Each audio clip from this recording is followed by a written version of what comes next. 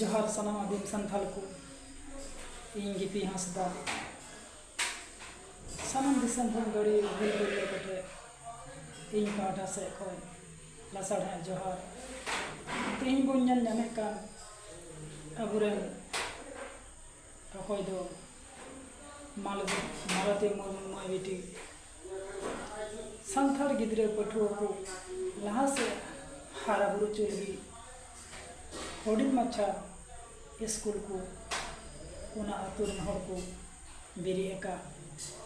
ठाव दो का को मेने कान पुरुलिया जिले जिलिन सिरनी अतुरे मालती में इन पाटा से को साइंस सरहाव ना चलाए कना मेनखान संथाल रगे नचार गिद्रे को चचु हरा चुकु लगी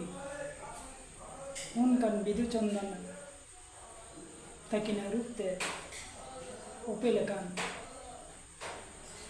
मेनखान उना को इंद्रीते अबुरन गिनी सुसरिया नेल नामका सोशल मीडिया करे ᱧᱩᱛᱩᱢ ᱛᱟᱭᱢᱟ ᱚᱱᱤᱞ ᱢᱟᱨᱰᱤ ᱜᱚᱢᱠᱮ ᱛᱚᱵᱮ ᱜᱚᱢᱠᱮ ᱟᱢ ᱫᱚ ᱥᱩᱥᱟᱹᱨᱤᱭᱟᱹᱢ ᱞᱟᱹᱭᱚᱜ ᱠᱟᱱ ᱢᱮᱱᱠᱷᱟन ᱚᱠᱟ ᱞᱮᱠᱟᱱ ᱥᱩᱥᱟᱹᱨᱤᱭᱟᱹ ᱠᱟᱱᱟᱢ मालती मई संथाल पठुआ को लहा लगिते रेंगे नाचार गिद्रे को चचु रका लगी से उना आतु कोरेन हर को गणो सपड़ो कते स्कूल को बिरी का उना को नेलते उनिल हेमरम दो उनिल मर्डी दो पासे अड़ी जलने इकवे कना और टाका लोकते उनी दो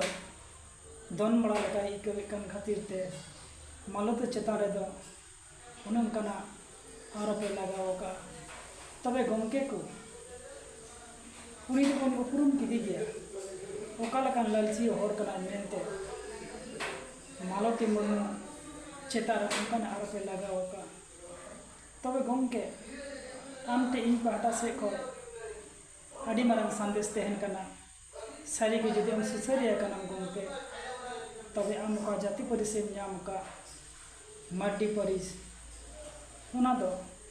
चे खातिर ते नाम लदा गमके जदि सुसरिया कन खाय उना रे तेला दो आम एम रोड़ाई सुसरिया लयो कना मेनखान सुसरिया लेका दो आम बामगी बुझो कना मी बिदु चंदन लेकान ओपे लेकान मालती मुर्मू जिलिन सेरिंग अतुरे होडिंग होडिंग गिद्रे को चचु रका लगिते उनी दो जन्म आरामते से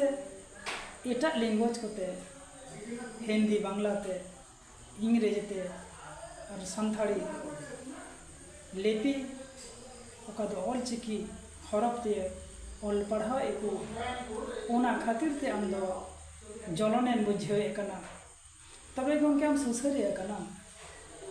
आम हो आमा आतु रे गितो मीटे हुडिंग मचा स्कूल तिया कते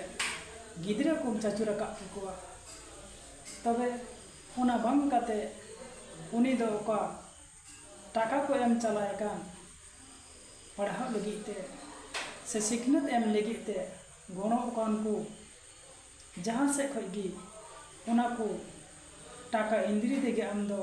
उनी चेतान कान आरोपे लगाव का तबे गमके इन आम नवा कुकली आम टेन दो के कान आम मर्डी परिस दो ओका खोय और चे खातिर ते आम दो ना मर्डी परिस दो नाम लेदा उना रे तेला दो आम इन एम रुड़ाई में सुसरियम लयो कना मेनखान आम सुसरे दम बांग कना गमके आम दमी सिबड़िया कना संथाल को ओका लहान से को लहा कना उना को आम गणो सपड़ा बांग कते आम दो आरो तायम से गेम लेबे रोड़े को आम दो सुसर दो ओका कते हुई को गमके तबे नई हो दिसम रे हर दो आमा को मस्ते को उपरुम दो को नाम के तमा आमा कथा ते गेम बड़ाय कना सुसरी दम बांग कना और सुसरिया कान खाय उनकान कथा दो होगेम रोड़ गया मा इन कटिक मछा इन से खय नोआ संदेश आमिन एम चलाव कना सारी दो सुसरे कन खायाम आमा ना परिस मड्डी परिस दो कारेम नाम लेदा और चे खातिर ते नाम लेदा ओकोय को मा में थनोआ उना रे तेला इन एम रोड़न में मा दिसम हर को जोहार जस्ती बम रोड काते नगे मुझे कना इंगे P Hansda Santali news reporter news पाटा से कोई साय साय जोहार दिसम हर को एम चला कना